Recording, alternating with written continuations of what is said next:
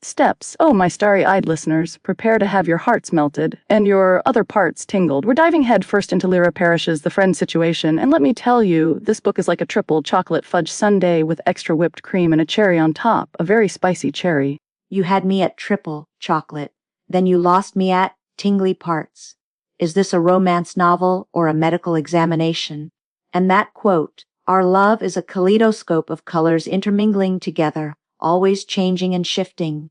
Is that from the book or a rejected greeting card? Steps. It's poetic. It perfectly captures the ever-evolving, vibrant love between our protagonists, Weston Calloway, billionaire, reformed playboy, and possessor of a heart of pure gold, and Carly Jolly, a sassy blogger with a commitment phobia the size of Texas. A commitment phobia. In a romance novel. Groundbreaking. So, she's basically every romantic comedy heroine since Bridget Jones, except instead of a diary, she has a blog called Lux Lakes. Is she exposing the Illuminati's secret stash of luxury yachts? Steps. It's about luxury gossip, keep up, and their dynamic is electric. They start as secret friends meeting in dive bars because billionaires love dive bars, apparently, and then fake engagement. Oh, the fake engagement. The trope that launched 1,000 predictable plot twists.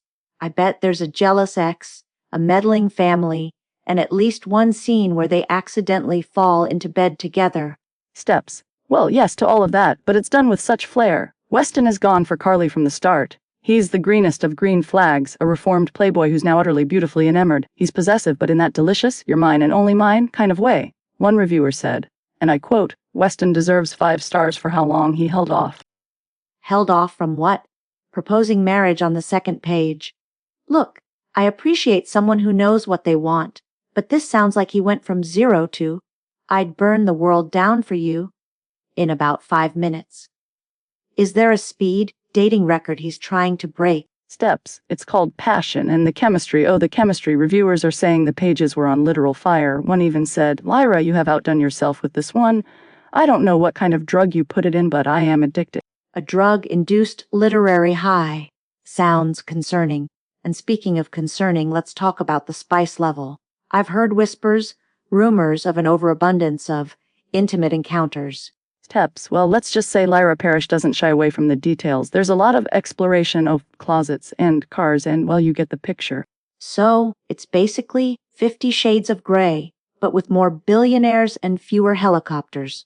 One reviewer said, and I quote, "Oh, look, here is a closet.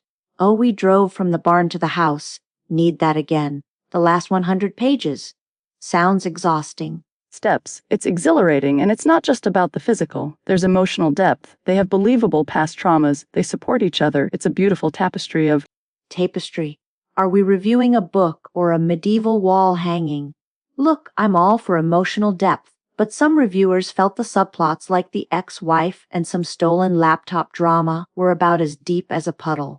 One called it surface level. But the Maryville Connection, for fans of Parish's Very Merry series, it's like a literary Easter egg hunt. Ah, yes, the literary equivalent of a Marvel post-credits scene. Stay tuned for more interconnected billionaire shenanigans. And speaking of shenanigans, apparently 40-year-old Weston parties like he's still in college. One reviewer, who's also 40, said, "I am tired. I cannot drink that much or go out that much or sleep that little or party that hard anymore. I had to go to a medical spa and get an IV treatment the day after my 40th birthday." He's just youthful, and Carly, she's the one who needs convincing. She's the sassy, commitment-phobic blogger who struggles to believe she deserves Weston's worship. Worship. Is he building her a shrine out of $100 bills? One reviewer said. Worshipping a human is great, I guess, when we know they are absolutely an amazing person, but real people just do not work this way. Sounds a bit cult-way. Teps, it's romantic, and there's no third-act breakup, a refreshing change of pace. So they just stay together in a romance novel. What is this opposite day? I'm starting to think this book was written by an AI that was fed nothing but romantic comedy cliches and then malfunctioned. It's a delightful malfunction, and the ending, oh, the ending, it's a whirlwind of... Let me guess, a surprise wedding, a pregnancy announcement, and a vow renewal all in the span of 5 pages. How did you know? Because it's a romance novel.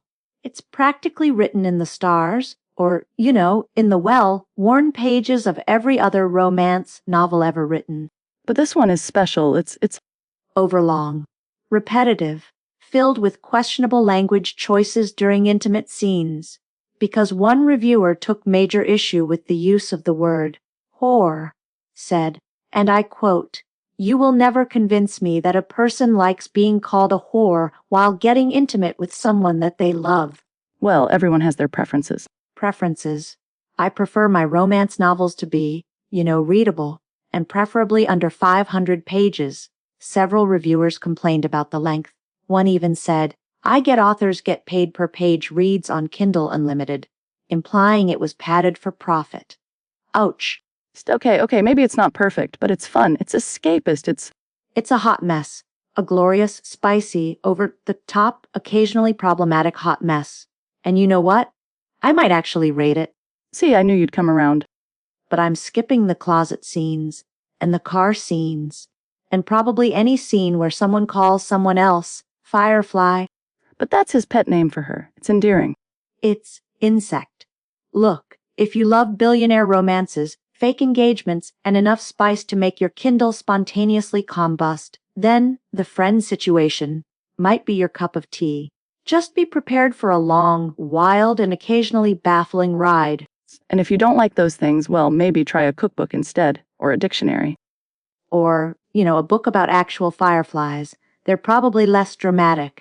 Now, let's open up the phone lines. We want to hear from Lyra, our listeners. Have you read The Friend Situation? Did Weston Calloway steal your heart, or did you want to throw your Kindle across the room? Call us now and share your thoughts. And if you haven't read it, well, what are you waiting for? Go forth and get your spicy billionaire fix.